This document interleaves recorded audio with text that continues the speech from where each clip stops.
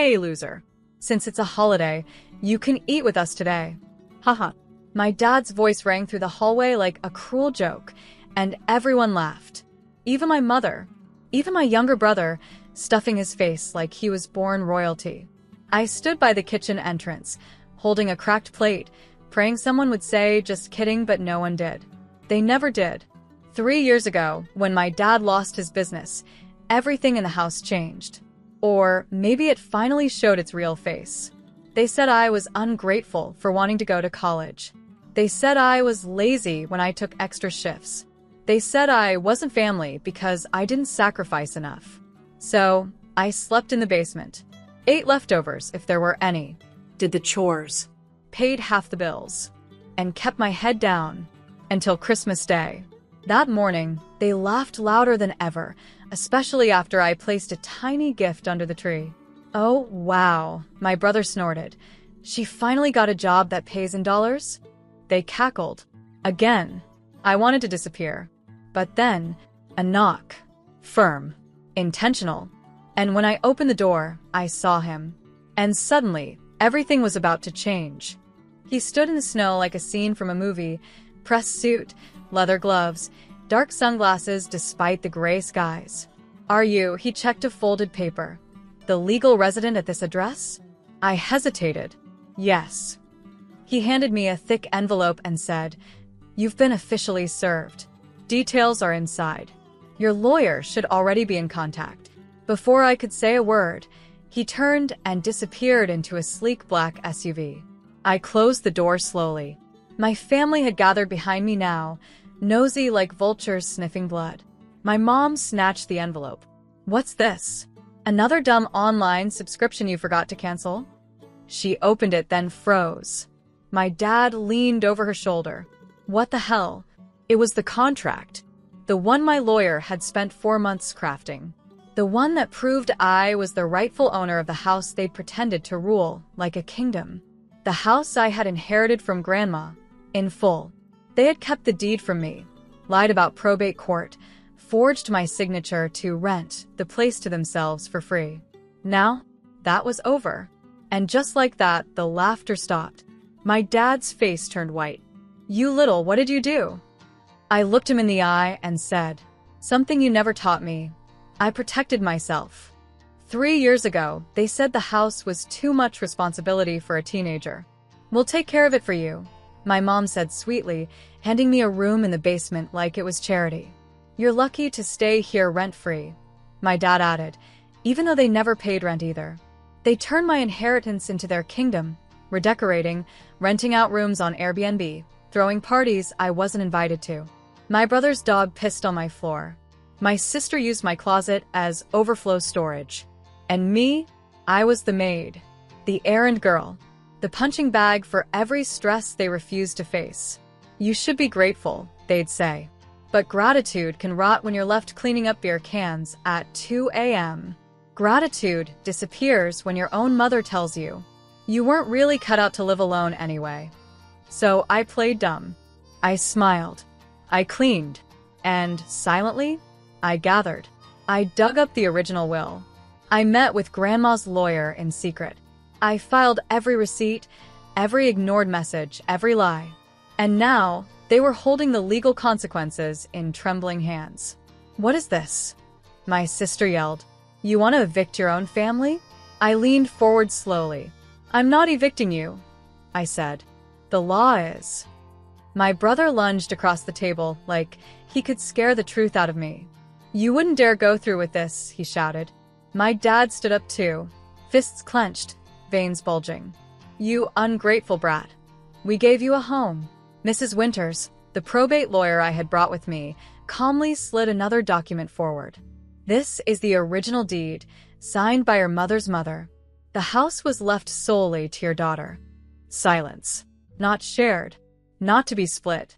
Mine. "And what about everything we put into it?" my mom shrieked. "The renovations?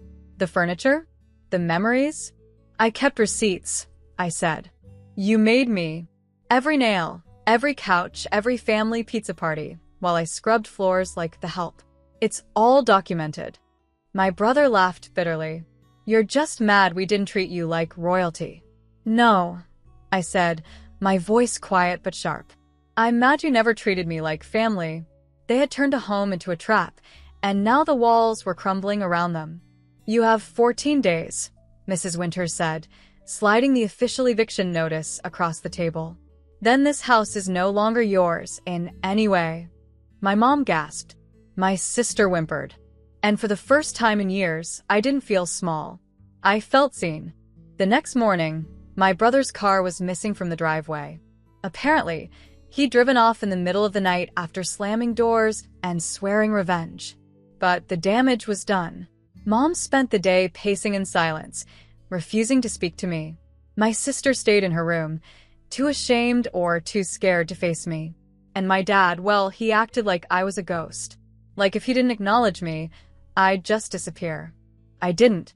Instead, I stood my ground. I made coffee in my kitchen. I opened the windows wide and let the sunlight in. And I prepared. Because 14 days wasn't just a deadline for them, it was a countdown for me, too. I had spent years surviving this place. Now, I was going to reclaim it. I started rearranging the furniture. I donated the dusty old sofa they made me sleep on. I painted the kitchen cabinets a soft blue. My mom hated blue. I pulled down the "Family is Forever" frame and replaced it with my college acceptance letter. Each day, I chipped away at the memories that held me prisoner, until this house no longer echoed their voices but mine. And the more I filled the space with light, the more the shadows shrank. It wasn't until day 12 that my dad finally broke. He barged into the living room, red-faced, waving a crumpled bill in his hand. "This electricity bill is under your name now? Who the hell do you think you are?" I didn't flinch. "I think I'm the legal owner of this house," I said calmly, folding another towel into a donation box. "You're tearing this family apart." "No," I said, standing. "You tore this family apart. I'm just cleaning up the mess." My mom tried guilt next. She stood by the fridge, arms crossed like a martyr. "After everything we've done for you, this is how you repay us? You mean the years of unpaid labor? The constant belittling? Or the time you called me a parasite for asking for lunch money?" Her lip quivered. But I wasn't done. I cooked. I cleaned. I sacrificed college to take care of Grandma because you didn't want to. And when she died, you threw me away like a spare key. My sister peeked in, wide-eyed. She'd never heard me speak like this. Maybe no one had. That night, they held a family meeting without me. But I listened from a hallway. And when my dad whispered, "We need to leave before she kicks us out," I finally smiled. Let them run. They tried to flee the very next morning. At 6:04 a.m., I heard rustling, drawers opening, bags zipping, muffled arguing. I stayed quiet, sitting on the staircase, barefoot and calm. As they reached the front door, suitcase in hand, I turned on the lights. Running away? Without saying goodbye. My sister froze.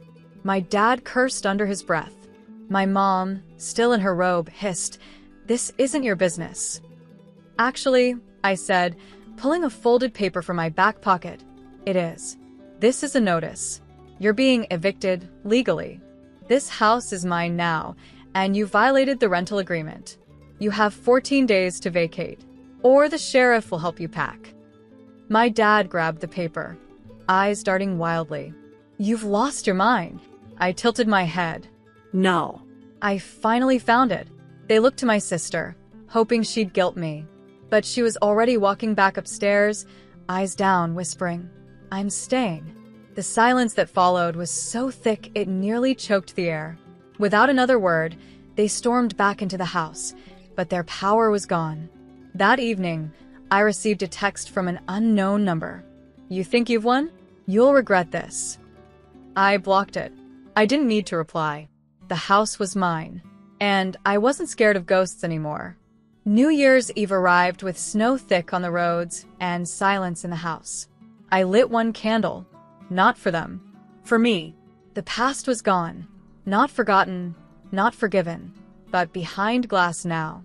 Like an exhibit in a museum. Do not touch. My sister stayed. She started therapy. She cried the first time she made us both dinner and said, I didn't know how to be kind before. I believed her eventually. We're not best friends, but we're building something. As for my parents, I heard they moved in with a cousin across town. He doesn't answer my calls anymore, which says enough. Let them poison someone else's home for once. I went back to school, rebuilt my career, learned how to take up space without apologizing. And when people asked, "Where's your family?" I didn't lie. I said, "They're somewhere." I'm here. That night, at 11:59, my sister and I stood on the porch. No countdown, no champagne. Just breath in the cold air. I thought about all the things they tried to take, my money, my pride, my worth. But here I stood. Still me. Still rising. As the new year rang in, I whispered not a resolution, but a promise. Never again.